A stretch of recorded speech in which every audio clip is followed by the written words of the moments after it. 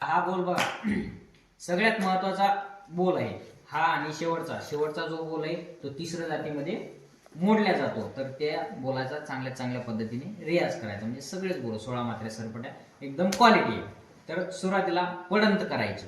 म्हणजे जोपर्यंत बघा कोणताही बोल ज्यावेळेस आपण वाजवतो तर सुरुवातीला कमीत कमी बोल वाजवण्याच्या अगोदर 10 मिनिटं तरी बोलाची पडंत करायची. बोल म्हणायचा, टाळीवर व्यवस्थित बसला की आपण पप्पाजावर नंतर वाजवायचा. कारण की माइंड मध्ये बोल सेट झाला की पप्पाजावर ते आपोआप आपल्या हातामधून अक्षर निघतात आणि कधीच विसरत नाही तो बोल. समजला? तर आता टाळीमध्ये सांगतो तुम्हाला, नंतर व्यवस्थित पाठ करायचा.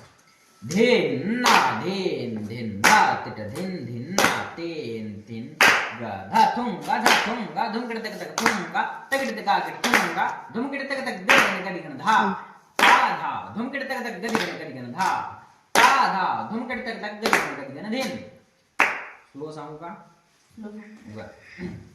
धेन ता धेन धा तिट धा धा तेन के तीर कीट धेन धा धागे तीर कीट धा थुंगा धुमकिट तक तक थुंगा तकिट तका किट थुंगा धुमकिट तक तक गडी गण धा धा धुमकिट तक तक गडी गण धा धा धुमकिट तक तक गडी गण धेन धेन. ओके, त्याच्यानंतरचा तसा धेन धेन धा तिट धा धा के तीर कीट धग देनागिन धग तेनागिन धग देनागिन कटिट धिकिट धा तकड धिकिट तक थुंगा तकिट धा धा तिट कत गदिगिन धा धा तिट कत गदिगिन धा त्रिकिट तकडान धा त्रिकिट तकडान तकडान धेन.